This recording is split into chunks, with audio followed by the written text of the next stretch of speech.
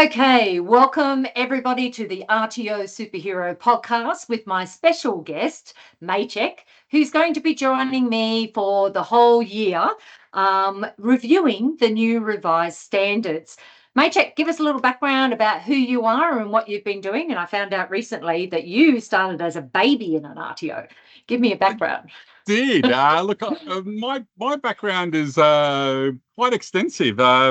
As a 46-year-old, I think I can still already call myself a veteran of the industry. This is now my 27th year in the industry, starting out back in 1999 when we started my first RTO with my mother in the beauty industry. So that was the Sydney College of Skincare back then. Back in Hornsby. So ever since then, I've done basically everything when it comes to running RTOs, building RTOs, growing RTOs, and now here I am helping consult and coach. So yeah, it's been an amazing journey over those years with a lot of changes. And here we are again. Here we are again. More changes. So yes, this year for the RTO Superhero Podcast, we've got a theme of the new standards and what that impact is going to be on RTOs. And basically how I wanted the podcast series to go is like dropping in on a conversation between two experienced consultants, which we do quite regularly. And when we do, we get quite passionate about what we talk about. So Indeed. We're going to let the passion fly. Does it sound good? That's absolutely brilliant. Bring it on. Excellent. All right. So to start with, if you've had your head in the sand, we have some new standards that are coming out. And in our last podcast, I was with had guest speaker Lauren Hollows, and we talked about whether you should be preparing for the new standards now. And we both agreed absolutely yes. Maciek was just telling me that he actually hasn't started yet. Let's clarify that. I have started. I'm just waiting for further guidance from ASQA. And if you haven't seen the new guides that ASQA have released, they are released on the ASQA website. And if you have seen them, hopefully you're as disappointed as I am. So they've uploaded new practice guides against Indeed. Each of the quality areas, and the latest ones that came out were on student support. They still haven't released anything on the vet workforce yet, and it's a sort of a guide. It's not a user guide. They're apparently going to do a user guide as well. These practice guides are separate. Yeah, look, it's again, without sort of being too critical, the way that I've sort of looked at it is they've taken the performance indicators, put it into ChatGPT and say, write me a paragraph or two about each one. They really haven't given any substance to what an RTO really should look for. They've got some known risks, etc. But I really wish that they'd started to provide a little bit more substance, because that's what everyone has sort of been waiting on, to say, okay, what do I need to do to update my policies or my procedures? What can I do to make them more, I guess, aligned to the revised standards? And more importantly, especially around those areas of, we'll talk about, I guess, the biggest changes, but wellbeing support and those wellbeing support services that they are now talking about in the standards. But what does that actually mean? And there's nothing mentioned in those user guides from, or the practice guides from ASQA. Yeah, what you have to actually have in place now, and what does it mean? Like we've had support services for quite some time in the legislation, but what does it mean with the addition of wellbeing and in particular mental health support as well? Correct. Yeah, I agree. I used to sort of joke, and I know it's I'm not a small human being, but it's like, so at what point do you turn around and say, well, I need dietary support, or I need mental health support, or I need emotional support? Do I bring my do I need to have dogs in the classroom now to support people? So there's a lot of I think the one thing that I was looking for from ASQA this time around, and in credit to industry, as you'll know, this is the longest we've had I guess, consistency in any standards. It's 10 years since we've had a change.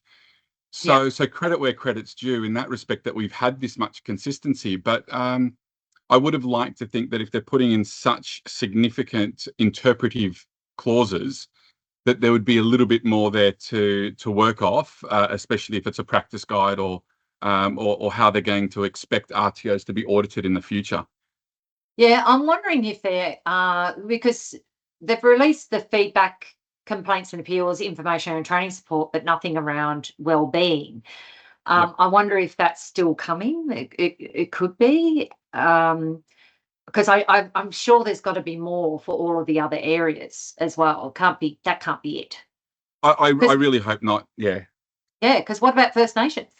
Because that's not in Yep. there either. Yeah, No, yeah, and I still recall when ASQA came first, when ASQA, I guess, took over the delegated authority or delegation in all the states except WA and Victoria, where the commissioner at the time said, we're a regulator, we're not an educator. And yeah. that didn't last very long. It No, really suddenly became, okay, we see that we do need to educate. And again, credit where credit's due. ASQA has been doing a good job from an education perspective in the last couple of years. and it was so actually the government that told ASQA you have to educate.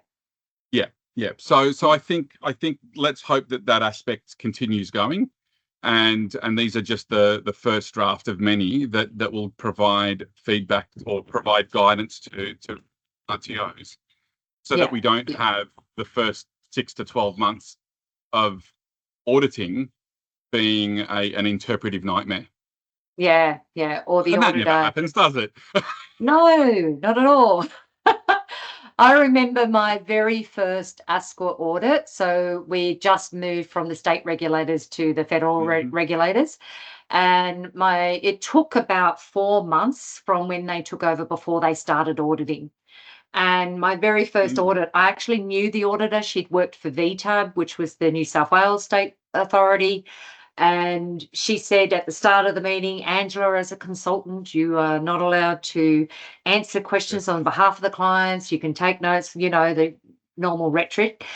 And then halfway through, she was going through some of the standards and went, "Is that right, Angela?" And I went, "Is this a trick question?"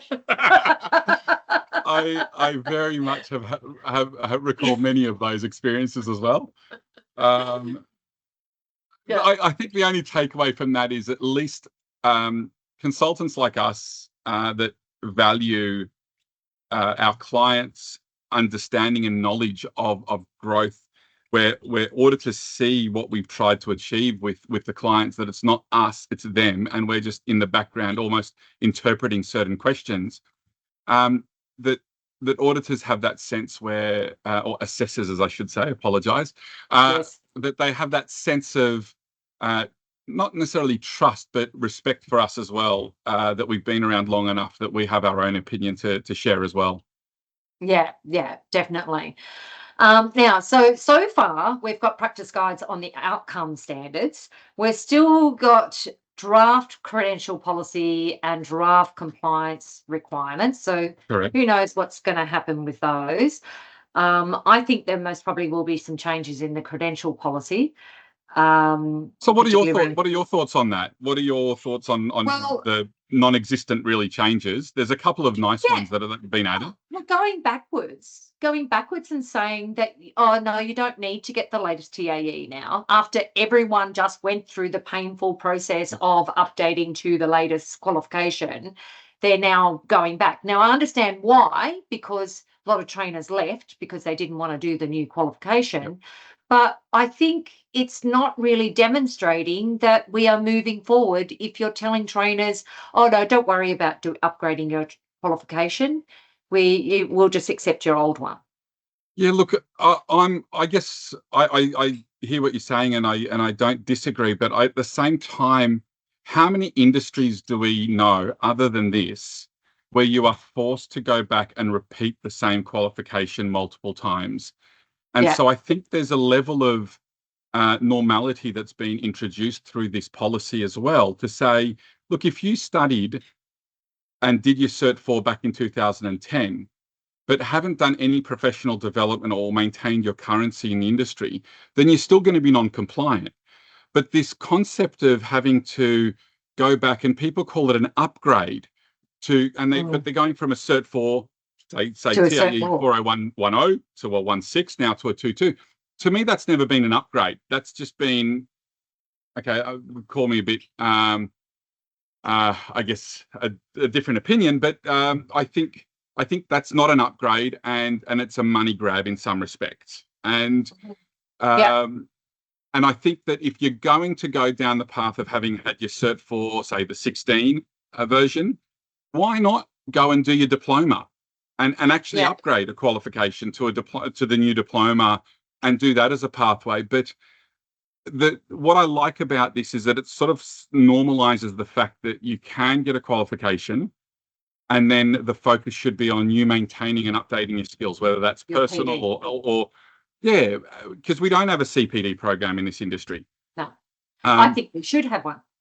I think we should as well. And so this to me is not I guess a bad thing that they've done this. There have been many whispers in the industry that part of this process was also to appease a particular large institution within our sector. I'm being very safe here. A public one, yes, a public one. Maybe a public one, yes.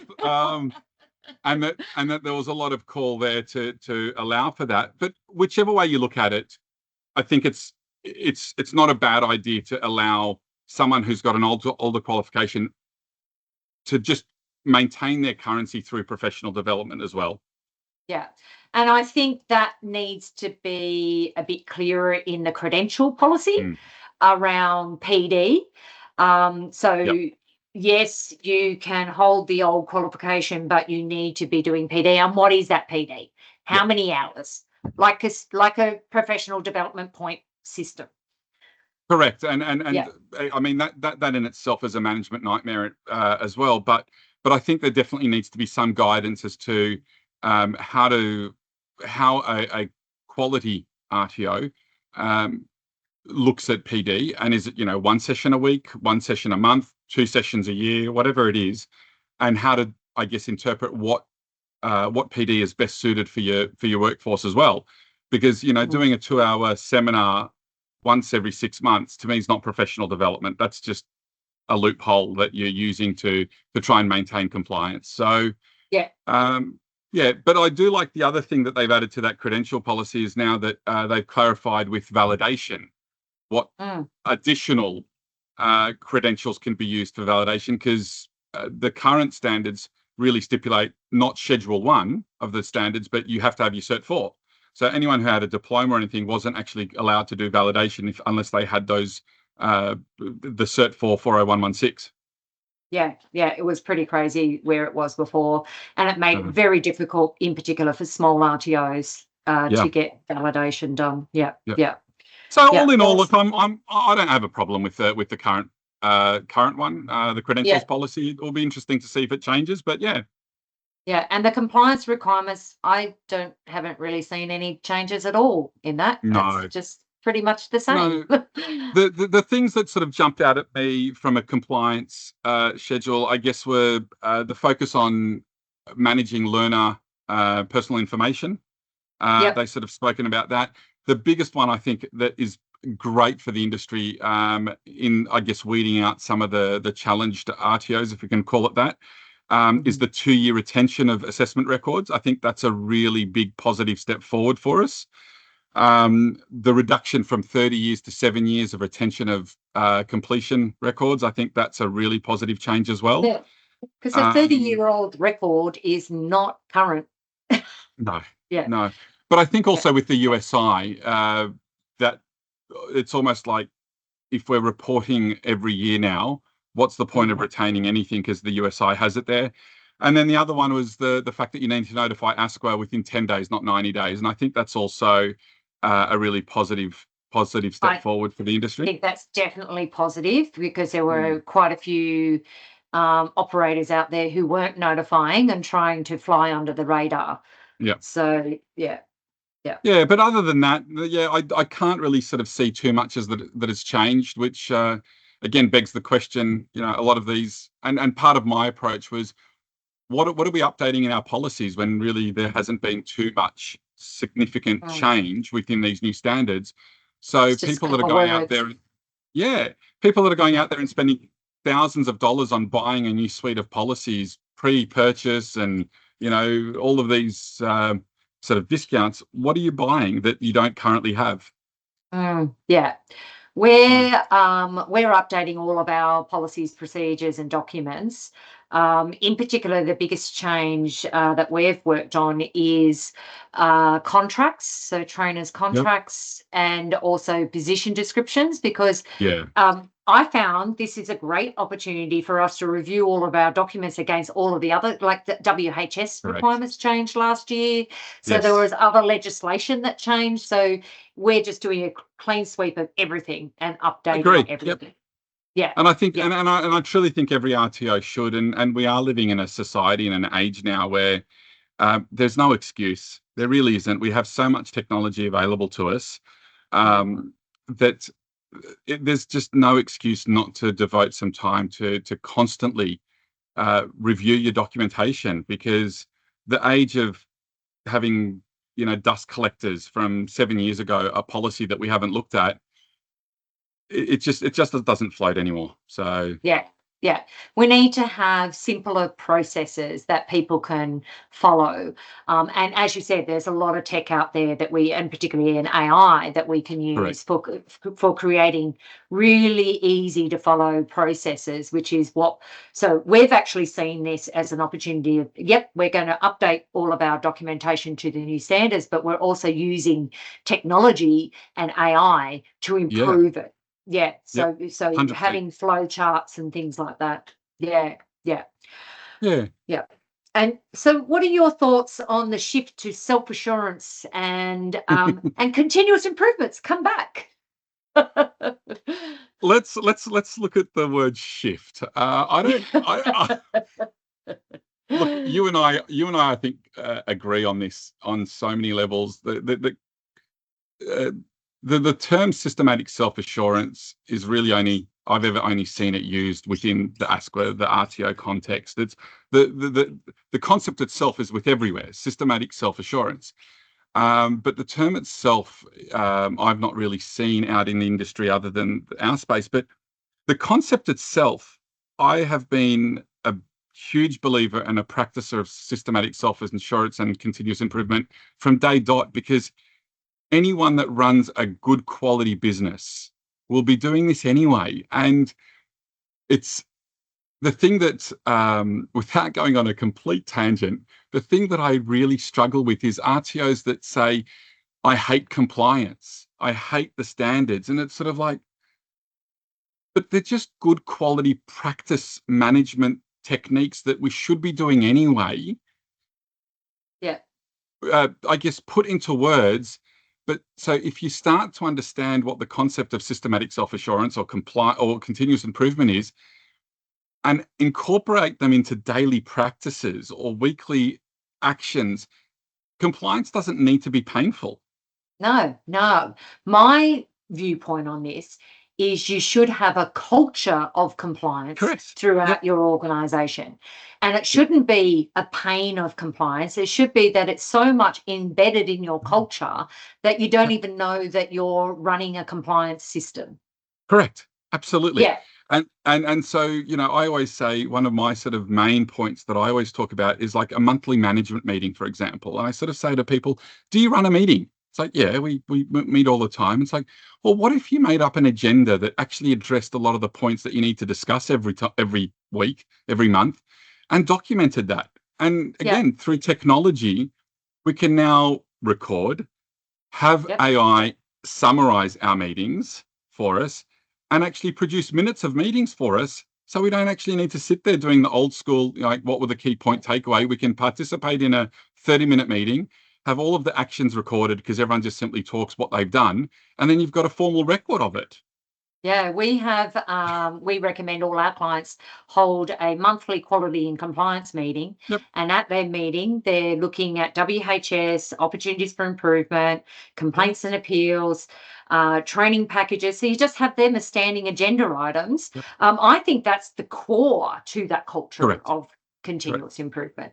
If you're just holding those meetings and then making sure that everyone's aware by distributing those minutes of what Correct. was discussed. Yeah. I've gone one step further, and I've shared this with at other conferences in the past, where for each agenda item I do as a template, but then ask my clients to change it as a standardized set of questions under each agenda item. So, for example, complaints, right? Rather than sitting there going, "What do we ask?" is, "Have we had any complaints? Were they resolved? Were they what things do we need to change to ensure that this complaint doesn't happen again?" And so by having sort of 3 or 4 questions after each agenda item, it again, from I guess, an autonomy perspective, anyone can chair that meeting. It doesn't have to be the CEO. It could be the receptionist. It could be a training manager, because they're just simply taking the role of the chair to facilitate the asking of those questions and discussion. Making sure they're going through each agenda Yep. item and everybody has an opportunity to speak their voice. Correct. Yep.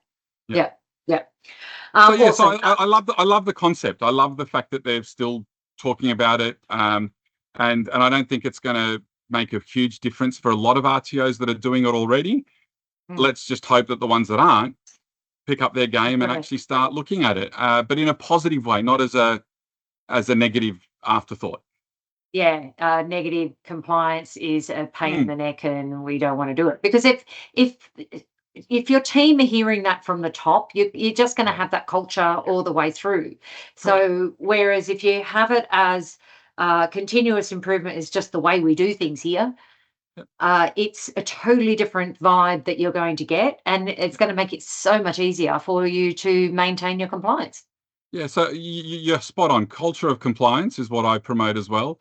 And then also just, I guess, looking at those little micro improvements that you make along the way. So it's not a massive an annual audit. Whilst annual audits are great, but those are the types of things that should already exist as you progress through.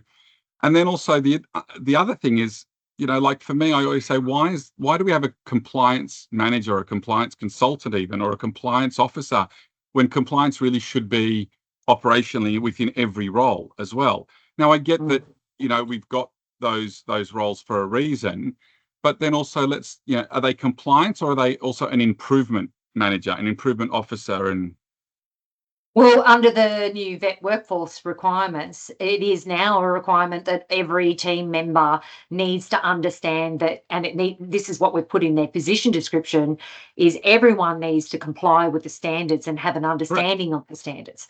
Yep. So I think that is really good, the quality area 3, where they've added this vet workforce, and that it's not just focused on trainers and assessors, it's everyone within the RTO needs to understand what their responsibilities are when it comes to compliance, and what is compliance. how many times have you heard a receptionist say, "Oh, I'm just a receptionist"? Yeah. Right? Yeah. And I was like, Yeah. no. You are integral. Like, if you are picking up the phone and answering calls, you have got the first point of contact with potentially students that are asking you questions. You need to understand marketing, the enrollment process. You need so this concept of "I'm just it never floats for me, But you're right. We've always had this concept of focusing on the trainer and assessor compliance, but really it is a whole of workforce component for sure. Yeah, yeah. And having that vet PD for all team members, so that if, they all understand what's going on and why we need to do these reports and what is compliance, and that we can't guarantee employment outcomes. And, so it's across all the teams that they understand what is compliance, but also how compliance improves the quality of the RTO as well. Right. Yep. Yeah. One of the ways that I sort of look at it is, like, if someone from within your workplace walked past an arcing light or an arcing PowerPoint, would they walk past it and going, "Not my problem, I'm just a receptionist"? No, they would identify going, "Oh, that's a problem. I need to act on that by either calling an electrician or calling the fire brigade or whatever it is. The So WHS officer. Correct. And the same culture really should be there within RTO from a compliance perspective, in that, and whether it's the receptionist or whether it's an admin manager or the CEO, they should be able to walk past something and go, that doesn't look right. Let's look a little bit further or deeper into that, and have at least an overall understanding of what compliance is within their role and overall as well. Yeah, I definitely agree with that as well. Okay, talking about audits, what's your thoughts around ASQA's auditing approach? We've already seen changes in the audit, even though they're not supposed to be auditing against the new standards yet. In particular, for initial registration, we've already seen some major changes in how they're auditing. What's your experience been so far with audits? But secondly, what your thoughts on their approach? Look, I honestly haven't seen a huge change. And the number of audits that you would be seeing is probably a greater number than I do, based on, I guess, my approach with my clients. But the thing that I'm seeing in the last probably 4 audits that I had in the last sort of 2 months hasn't been significant change yet. However, the approach to identifying how that systematic self-assurance and continuous improvement is implemented, there has been very much a strong focus on that. Yeah. Whether that's a new approach or preparing for the new standards, I mean, systematic self-assurance has been promoted by ASQA for 4 years now, I think it is 3-4 years. So I don't think it's so much a new approach. And again, I'm not a huge advocate, I guess, for that there is a significant change in the standards to the point where we're rewriting all of our documents yet. And so part of me sort of says I don't expect a huge change from ASQA auditors. But that said, I'm constantly seeing a different approach by every auditor, every audit. Yeah. And so I can't ever say that I've had a consistent audit approach by ASQA in the years since 2011. And that's a concern for me. Yeah, I agree. And what was it? David Garner said at a conference once. He said, "When we turn all of the auditors into robots, then maybe we'll get consistency. So maybe we replace them with AI, and we'll be right." Look, I guess when you go back to the days of AQTF, 2007, 2011, the standards were a lot more prescriptive. The standard said, this is what you have to include, this is what, etc. And so it was therefore a tick box.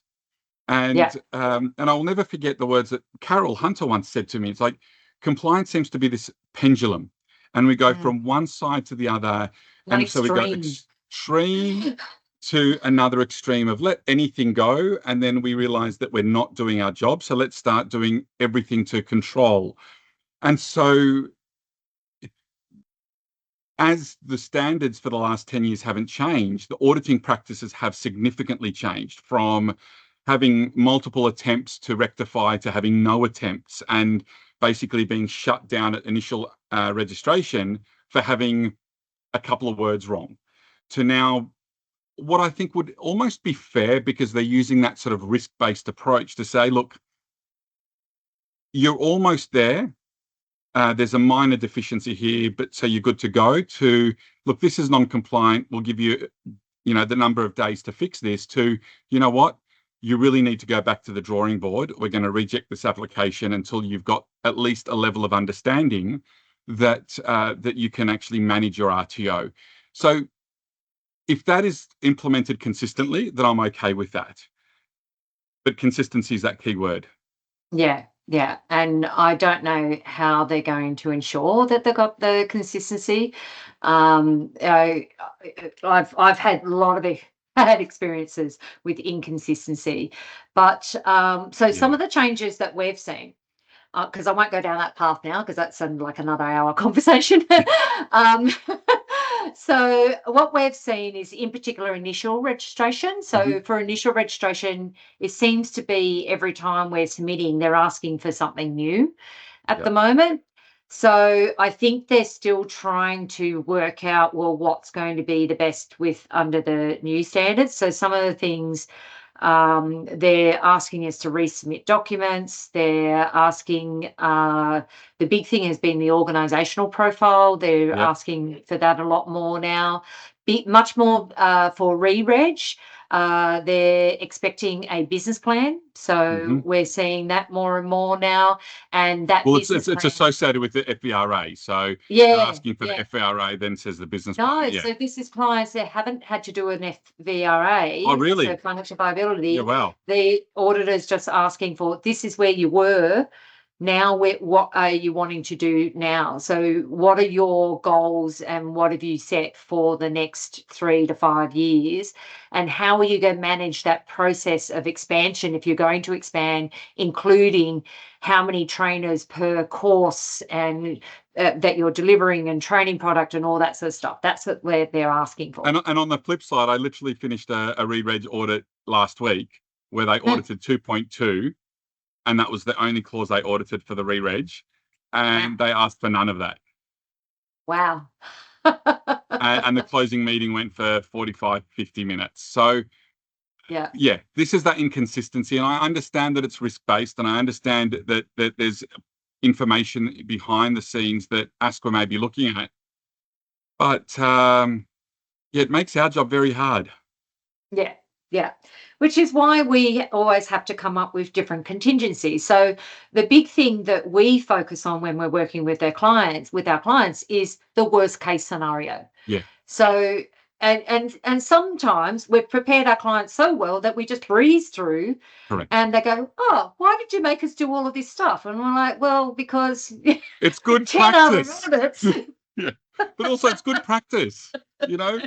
It is. But Like, we will always go worst case scenario, and we want to prepare the clients as well as we can for any audit scenario. correct.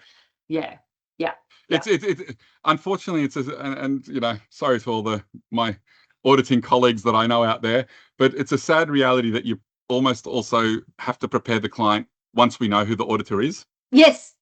True, You exactly. know, and that's We sad. actually have an auditor's matrix where we have the auditor, different clients, and the standards, and what did they deem compliant and non-compliant as a matrix. And Yeah. then we also include what are their additional we call them idiosyncrasies, but the little things that they like to have. Quirks. They're little quirks, whether they're accepted for you to buy them a cup of coffee or not. Correct. But Yeah. we and that mapping that I did, it was just incredible looking at the inconsistencies between the auditors. We haven't done it for a little while, but yes, we definitely will be looking at that again for the new standards and see how we go. But I think audit-wise, it definitely has been an improvement from 4 or 5 years ago. 100%. And again, just on a side note for that, and I agree with you, but your approach to preparing the client, and it's exactly the same approach that I've got, is that I want the assessor, the auditor to feel confident that when they're talking to my client, they're talking to the client and not me. And whilst, Correct. like I said, I might be there in the background as an interpreter or so forth, but my aim is always that there is nothing that the client won't know if asked, if they've been studious enough to make it an effort to understand the policies as well. And that's even outside the audit practice. I mean, the amount of people say, oh, these, again, compliance, blah, blah. But anyone who's actually made an effort to understand and learn the standards should know that they're not overly cumbersome on most levels. There are some things there as well. But I always say, I reckon it would be harder to run a cafe than it would be an RTO. Right? You don't have food going off. You don't need to account for wastage. You don't need to expect, if it's a rainy day, that you're not going to have people coming through the door, extra staff. Like, at least as an RTO, you know what to expect almost every day. And I think It's just a matter of learning the standards, and the same with the new standards coming in. Make an effort to sit there and read them as a team and go, how does this change? How does this approach differ to our current practice? What are they Yeah. saying? What are they asking for us? Yeah, or do some training on it. Yep. The way we deliver our training. So this year I've got a workshop that I do every month that's on different Mm, components of the standards.